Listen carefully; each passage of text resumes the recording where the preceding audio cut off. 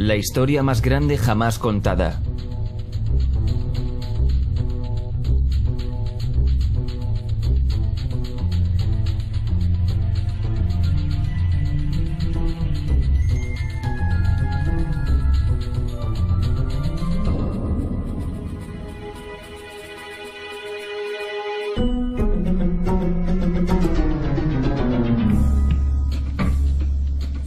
Este es el Sol. Hace unos 10.000 años antes de Cristo, la historia abunda de grabados y escrituras reflejando el respeto de los pueblos y la adoración por este objeto. Y es simple entender por qué, ya que el Sol sale cada mañana, trayendo visión, calor y seguridad, salvando al hombre del frío y de la ciega oscuridad llena de predadores de la noche. Sin él, las culturas entendieron que los sembrados no crecerían y la vida en el planeta no sobreviviría.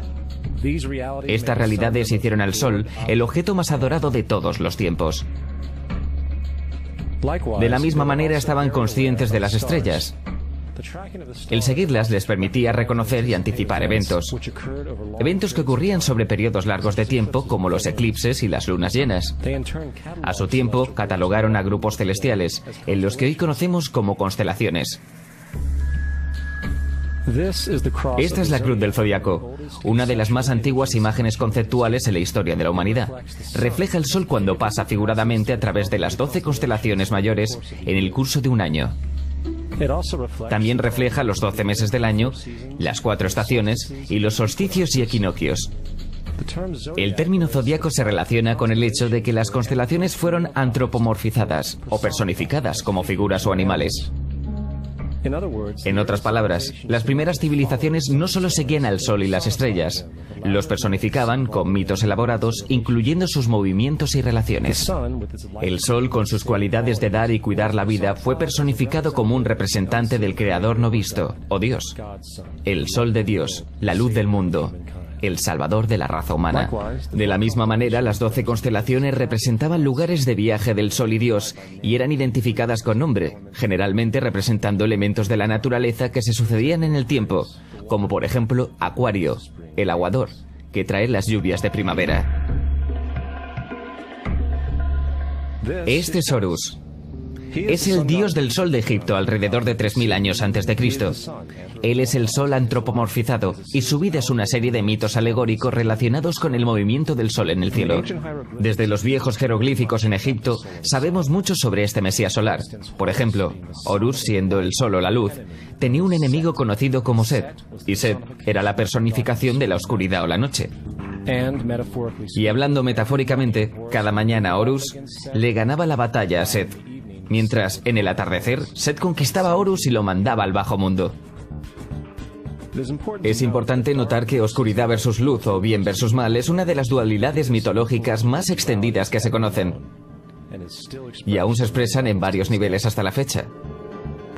En líneas generales, la historia de Horus es la siguiente. Horus nació un 25 de diciembre de la Virgen Isis Meri. Su nacimiento fue acompañado por una estrella en el este, la cual ayudó a 3 reyes a ubicar y adorar al Salvador recién nacido. A los 12 años era un niño prodigio maestro. A la edad de 13 años fue bautizado por alguien llamado Anub, y así empezó su ministerio. Horus tenía 12 discípulos que viajaban con él realizando milagros como curar enfermos, caminar sobre el agua, y además Horus era conocido con varios nombres como la verdad, la luz, el hijo elegido de Dios, el buen pastor, la oveja de Dios y muchos otros. Después de haber sido traicionado por Typhon, Horus fue crucificado, enterrado por 3 días y resucitado. Estos atributos de Horus, siendo originales o no, parecían filtrarse a muchas otras culturas del mundo, siendo que muchos otros dioses tienen la misma estructura mitológica general.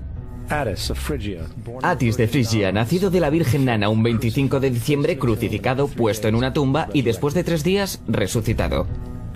Krishna de India, nació de la Virgen de Baki, con una estrella en el este señalando su llegada.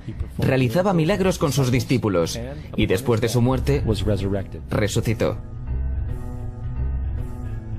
Dionisio de Grecia, nacido de una virgen un 25 de diciembre, era un maestro viajero que realizaba milagros como transformar el agua en vino. Se lo llamaba Rey de Reyes, único hijo de Dios, Alfa y Omega y muchos otros. Y luego, después de morir, resucitó. Mithra de Persia, nacida de una virgen un 25 de diciembre. Tenía 12 discípulos y realizaba milagros y después de morir fue enterrada por 3 días y resucitó. También se le llamaba la verdad, la luz y otras muchas. Es notable que el día sagrado para adorar a Mithra era el domingo. El hecho es que hay numerosos salvadores de diferentes periodos de todo el mundo que concuerdan con estas características generales. La pregunta permanece, ¿por qué estos atributos? ¿Por qué el nacimiento de una virgen el 25 de diciembre? ¿Por qué muerto por 3 días? ¿Y su resurrección? ¿Por qué 12 discípulos? Para saber más, examinemos el más reciente de los Mesías solares.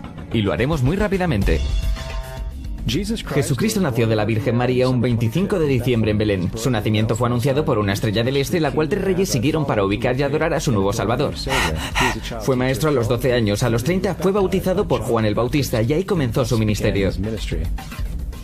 Jesús tenía 12 discípulos que viajaban con él y realizaban milagros como curar a enfermos, caminar sobre el agua, levantar muertos. También era conocido como Rey de Reyes, el Hijo de Dios, la Luz del Mundo, Alfa y Omega, la Oveja de Dios y muchos otros. Después de ser traicionado por Judas y vendido por 30 piezas de plata, fue crucificado, puesto en una tumba y después de 3 días resucitó y ascendió al cielo.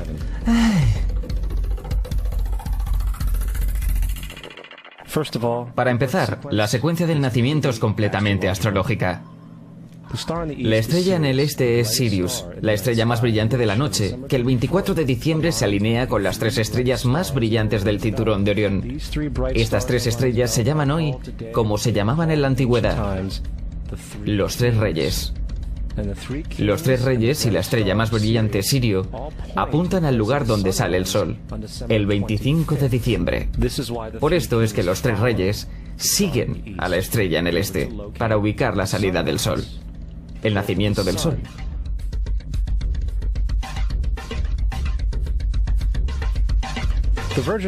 La Virgen María es la constelación de Virgo, también conocida como la Virgen. Virgo en latín significa virgen. Virgo también es referido como la casa de pan. Y la representación de Virgo es una virgen sosteniendo un puñado de trigo. Este casa de pan y su símbolo de trigo representan agosto y septiembre, la fecha de la cosecha. Belén, de hecho, se traduce literalmente como casa de pan. Belén es entonces una referencia a la constelación de Virgo, un lugar en el cielo, no en la tierra. Hay otro fenómeno muy interesante que ocurre el 25 de diciembre, o el solsticio de invierno. Desde el solsticio de verano al solsticio de invierno, los días se hacen más cortos y fríos.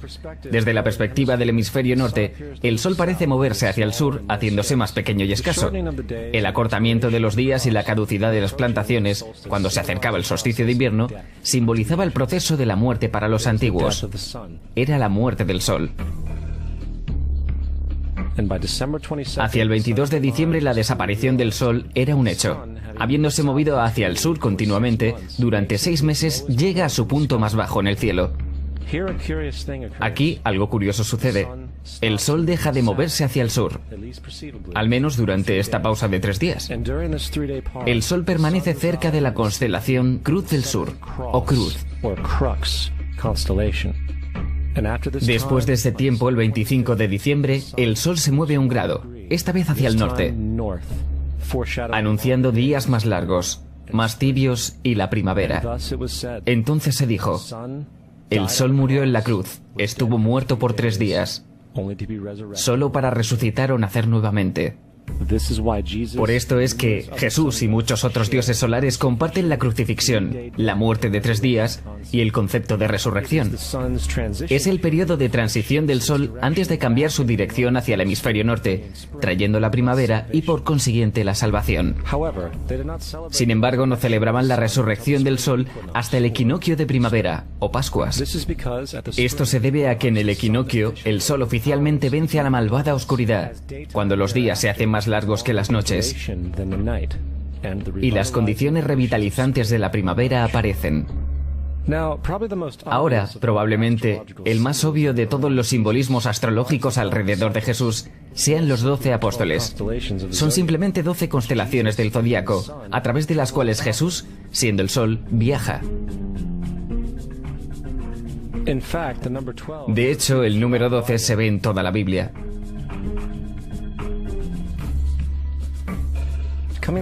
Volviendo a la cruz del zodiaco, la vida figurativa del sol, esto no era solo una expresión artística o herramienta para seguir los movimientos del sol. Era también un símbolo espiritual pagano, que resumido, se veía algo parecido a esto. Esto no es un símbolo de la cristiandad. Es una adaptación pagana, una adaptación de la cruz del zodiaco.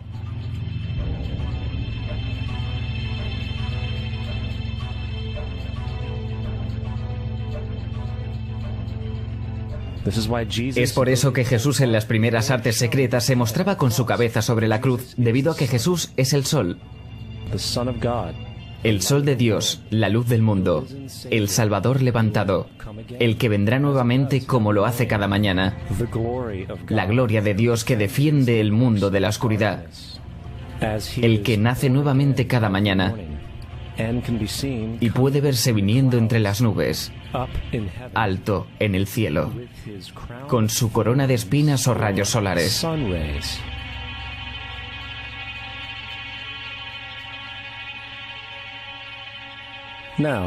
Ahora, de las varias metáforas astrológicas astronómicas en la Biblia, una de las más importantes tiene que ver con las eras.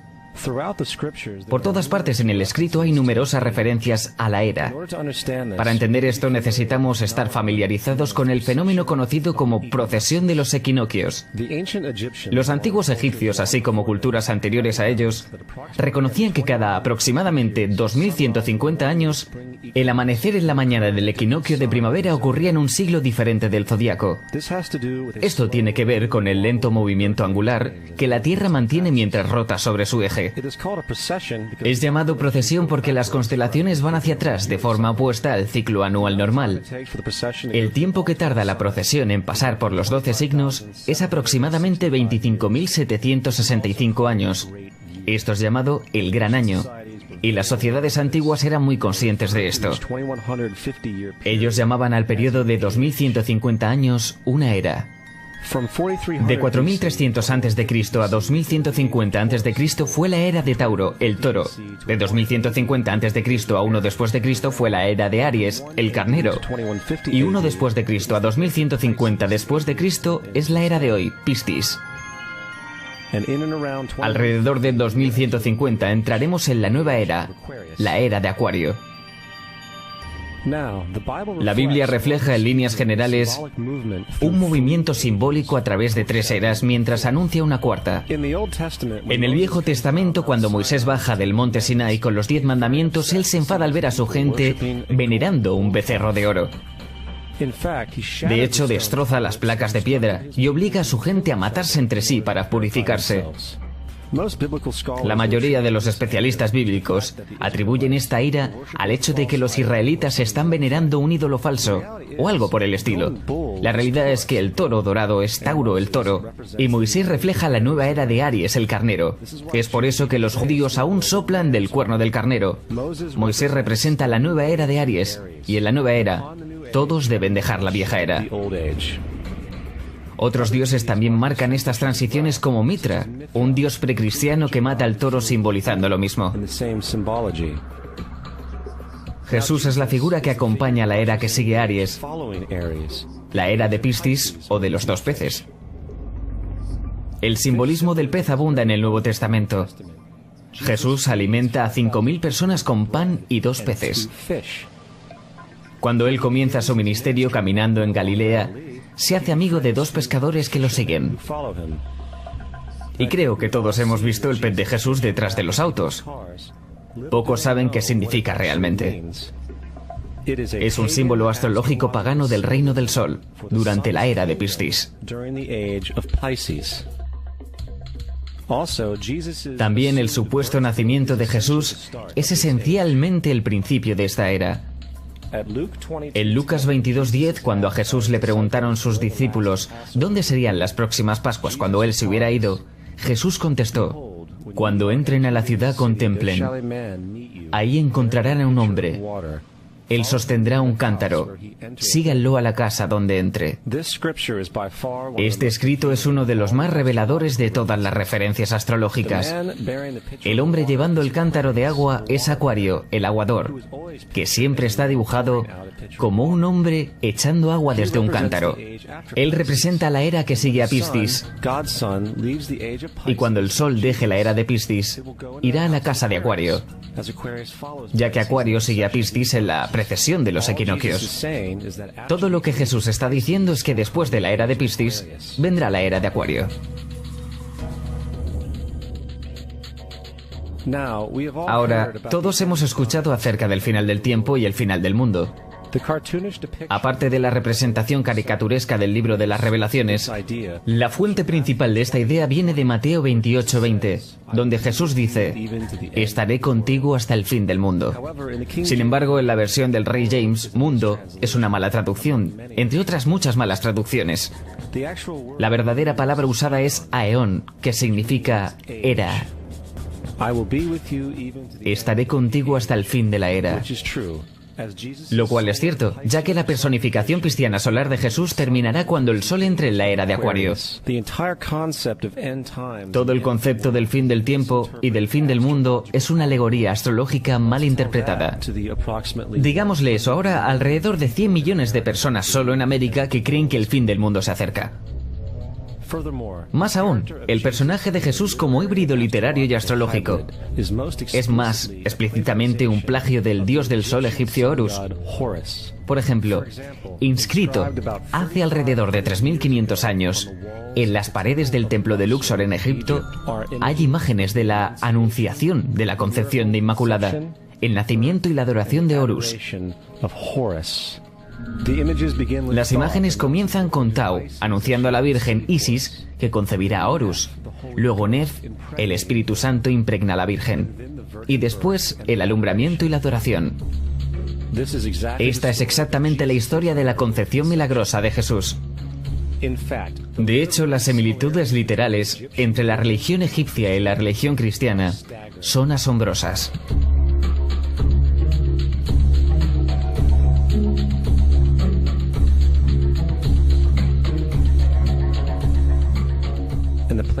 El plagio es continuo. La historia de Noé y el arca de Noé está tomada directamente de la tradición. El concepto de la gran inundación es común a través del mundo antiguo, con más de 200 declaraciones diferentes citadas en distintos periodos y etapas. Sin embargo, no se necesita demasiado para encontrar una fuente precristiana en la épica de Gilgamesh, escrita en 2600 a.C. Esta historia habla de una gran inundación mandada por Dios, un arca que salvó animales, e incluso el envío y retorno de una paloma, todos comunes con la historia bíblica, junto con muchas otras similitudes. Y también la historia plagiada de Moisés.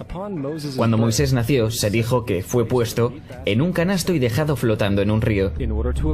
Todo eso para evitar el infanticidio. Más tarde fue rescatado por una hija de la realeza y criado por ella como un príncipe. Esta historia de un bebé en un canasto fue copiada directamente del mito de Sargón de Akkad, alrededor de 2250 a.C. Sargón nació, fue puesto en un canasto para evitar el infanticidio y fue dejado flotando en un río. Él fue rescatado y criado por Aquí, una comadrona real. Aún más, Moisés es conocido como el dador de leyes, el dador de los 10 mandamientos, la ley de las tablas. Sin embargo, la idea de una ley que es pasada de Dios a un profeta en una montaña es también un tópico muy viejo. Moisés es solo un dador de leyes, dentro de una larga lista de dadores de leyes de la historia mitológica. En India, Manu es el gran dador de leyes. En Creta, Minos ascendió al monte Dicta, donde Zeus le dio las leyes sagradas. Mientras que en Egipto estuvo Mises, que llevó las placas de piedra donde se escribieron las leyes de Dios.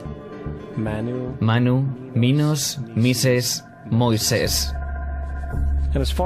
Y en cuanto a los 10 mandamientos, fueron sacados completamente del encanto 125 del libro de los muertos egipcios. Lo que el libro de los muertos rezaba: no he robado, se convirtió en no robarás. No he matado, se convirtió en no matarás. No he mentido, se convirtió en no levantarás falso testimonio, y así sucesivamente.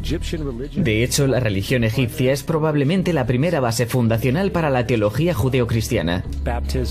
Bautismo, vida después de la muerte, juicio final, original, nacimiento por virgen y resurrección, crucifixión, el arca de la alianza, circuncisión, salvadores, sagrada comunión, el diluvio, Pascua cristiana, Navidad, Pascua judía y muchas más. Son todo atributos de ideas egipcias creadas mucho antes que el cristianismo y el judaísmo. Justino Mártir, uno de los primeros historiadores cristianos y defensores, escribió: cuando decimos que Jesucristo, nuestro Maestro, fue concebido sin unión sexual, fue crucificado y muerto y resucitó y ascendió al cielo, no proponemos nada distinto de lo que crees con respecto a lo que estimamos sobre los hijos de Júpiter. En otro escrito, Justino Mártir dijo: Él nació de una virgen, acepta esto, junto con lo que crees de Perseo. Es obvio que Justino y otros cristianos antiguos sabían cuán similar era la cristiandad respecto a las religiones paganas. Sin embargo, Justino tuvo una solución. Según él, el diablo lo hizo. El diablo tuvo la previsión de venir antes que Cristo y crear estas características en el mundo pagano. Cristiandad fundamentalista fascinante. ¿Esta gente realmente cree que el mundo tiene 12.000 años? Realmente le pregunté a uno de estos tipos: ok, ¿y los fósiles de dinosaurios? Me contestó: ¿fósiles de dinosaurios? Dios los puso ahí para probar nuestra fe.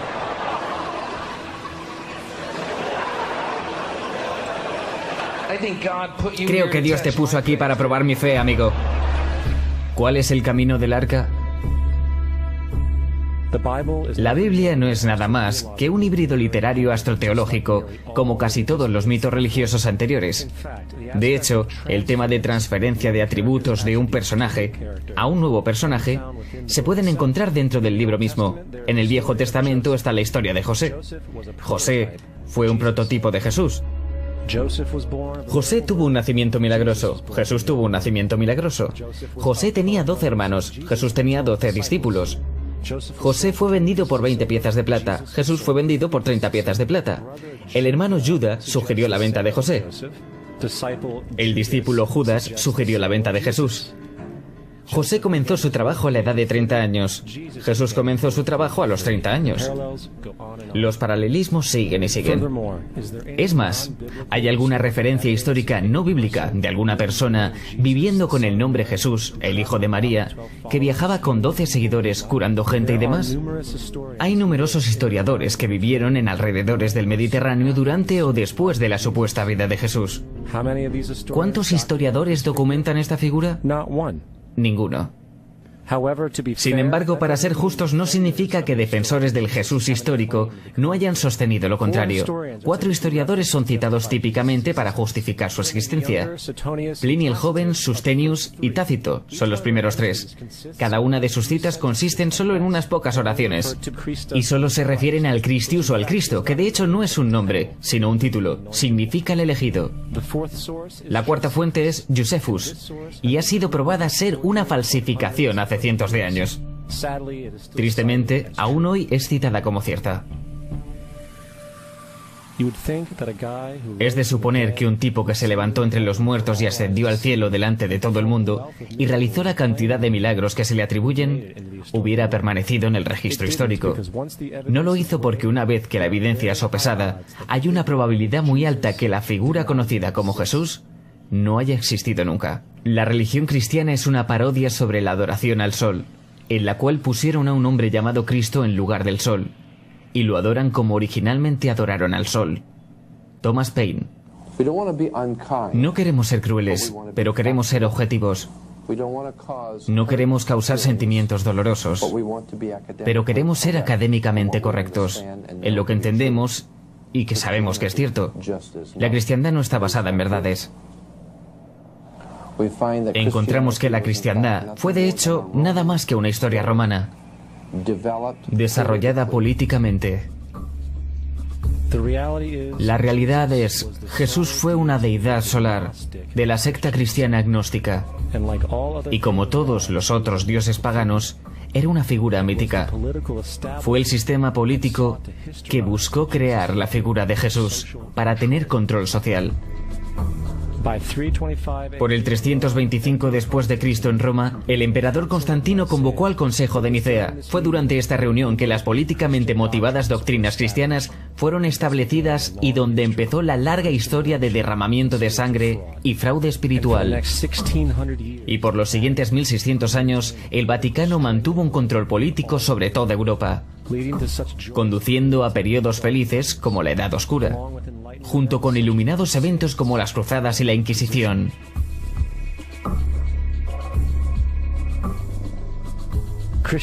La cristiandad, junto con todos los otros sistemas de creencias teístas, es el fraude de la era. Sirve para separar a las especies del mundo natural y de la misma manera de los demás. Apoya la ciega sumisión a la autoridad. Reduce la responsabilidad humana al hecho de que Dios controla todo. Y de hecho, se pueden justificar crímenes horribles en nombre de la búsqueda divina. La religión nunca podrá reformar la humanidad porque la religión es esclavitud, y aún más importante, hace más fuerte a los que conocen la verdad pero usan el mito para manipular y controlar las sociedades. El mito religioso es el mecanismo más poderoso que jamás haya sido creado y sirve como terreno psicológico, donde los otros mitos pueden prosperar.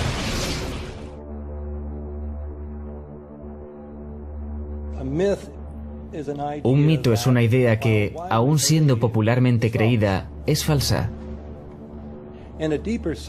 En un sentido más profundo, en el sentido religioso, el mito sirve como una historia que orienta y conmueve a la gente. El foco del mito no es la relación de la historia con la realidad, sino con su función. Una historia no puede funcionar a menos que sea creída como cierta, por la comunidad o por la nación. No es tema de debate que algunos tengan el mal gusto de cuestionar la veracidad de tal historia sagrada. Los cuidadores de la fe no entran en debate con ellos. Ellos los ignoran o denuncian como blasfemos.